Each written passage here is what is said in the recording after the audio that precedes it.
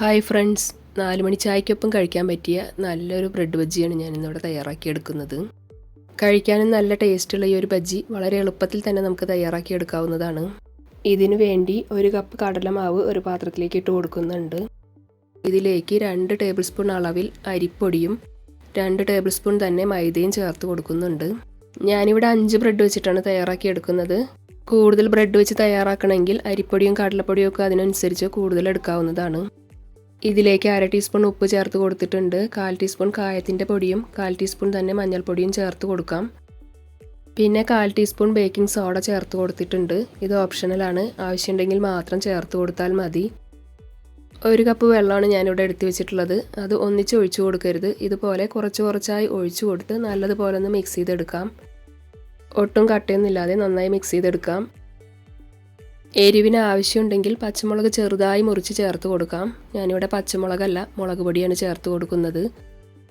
ഒരൽപ്പം മല്ലിയിലയും 1/2 table spoon മുളക് പൊടിയും ഞാനിതിലേക്ക് ചേർത്ത് കൊടുക്കുന്നുണ്ട്. ഇനി ഇതൊന്ന് മിക്സ് ചെയ്തെടുക്കാം. എന്നിട്ട് എരിവ് നോക്കി കുറവുണ്ടെങ്കിൽ ഞാനിതിലേക്ക് 1/4 ടീസ്പൂൺ കൂടെ ചേർത്ത് കൊടുക്കുന്നുണ്ട്. ഇപ്പം മൊത്തത്തിൽ 3/4 ടേബിൾ സ്പൂൺ മുളക് പൊടിയാണ് ഞാനിതിലേക്ക് ചേർത്തിട്ടുള്ളത്.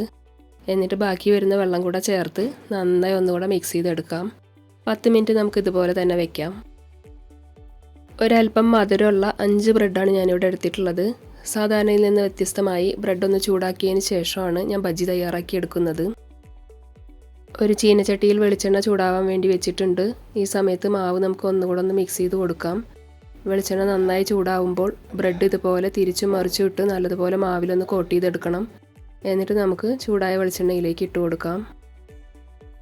മീഡിയം ഫ്ലെയിമിൽ വെച്ച് തിരിച്ചും മറിച്ചും ഇട്ട് കൊടുത്ത് നമുക്കിത് ഓരോന്നും തയ്യാറാക്കിയെടുക്കാം. ഒരൽപ്പം വെളിച്ചെണ്ണ അതിന് മുകളിലേക്ക് ഇങ്ങനെ തൂവി കൊടുക്കുന്നുണ്ട്. പെട്ടെന്ന് തന്നെ പൊള്ളച്ച് വരാനാണ് ഇങ്ങനെ ചെയ്യുന്നത്. പിന്നെ മാവ് ഞാൻ അധികം കട്ടിയിലല്ല കലക്കിയിട്ടുള്ളത്. കൂടുതൽ കട്ടിയിൽ മാവ് കലക്കിയെടുത്താൽ ബ്രെഡിൽ ഒരുപാട് കനത്തിൽ മാവ് കോട്ട് ചെയ്തിരിക്കും. അപ്പോൾ നമ്മളത് കഴിക്കുമ്പോൾ അത്ര ടേസ്റ്റ് ഉണ്ടാവില്ല. ഇനി നമുക്കിത് എണ്ണയൊക്കെ വാർന്നു പോകാൻ വേണ്ടി ഒരു അരിപ്പ കയ്യിലേക്ക് വെച്ച് കൊടുക്കാം. അടുത്ത ബ്രെഡ് നമുക്ക് ഇതുപോലെ തന്നെ തയ്യാറാക്കിയെടുക്കാം. 5 ബ്രെഡ് എടുത്തതിൽ 2 ബ്രെഡ് ഞാനിതുപോലെ മുഴുവനായിട്ടാണ് ബജ്ജി തയ്യാറാക്കുന്നത്. തിരിച്ചും മറിച്ചും ഇട്ട് നന്നായി മൊരിഞ്ഞതിന് ശേഷം ഇതും നമുക്ക് എണ്ണയിൽ നിന്ന് കോരിയെടുക്കാം. അടുത്ത 3 ബ്രെഡും ഇതുപോലെ ട്രയാങ്കിൾ ഷേപ്പിലൊന്ന് കട്ട് ചെയ്തിട്ടാണ് ഞാൻ തയ്യാറാക്കിയെടുക്കുന്നത്. വീഡിയോ ഇഷ്ടമാവുന്നുണ്ടെങ്കിൽ ലൈക്ക് ചെയ്യാനും ഷെയർ ചെയ്യാനും സപ്പോർട്ട് ചെയ്യാനൊന്നും മറക്കല്ലേ. ബാക്കി 3 ബ്രെഡും നമുക്ക് ഇതുപോലെ തന്നെ തയ്യാറാക്കിയെടുക്കാം. നല്ല ടേസ്റ്റുള്ളൊരു ബ്രെഡ് ബജ്ജിയാണ്. എല്ലാവരും തയ്യാറാക്കി നോക്കിയിട്ട് അഭിപ്രായങ്ങളൊക്കെ പറയാൻ മറക്കല്ലേ. കാണുമ്പോൾ തന്നെ മനസ്സിലാവുന്നില്ലേ, ഒട്ടും എണ്ണ കുടിക്കാതെ വളരെ നന്നായി തന്നെ കിട്ടിയിട്ടുണ്ട്. ഇനി നമുക്ക് അടുത്ത നല്ലൊരു വീഡിയോയിൽ കാണാം. Okay, thank you.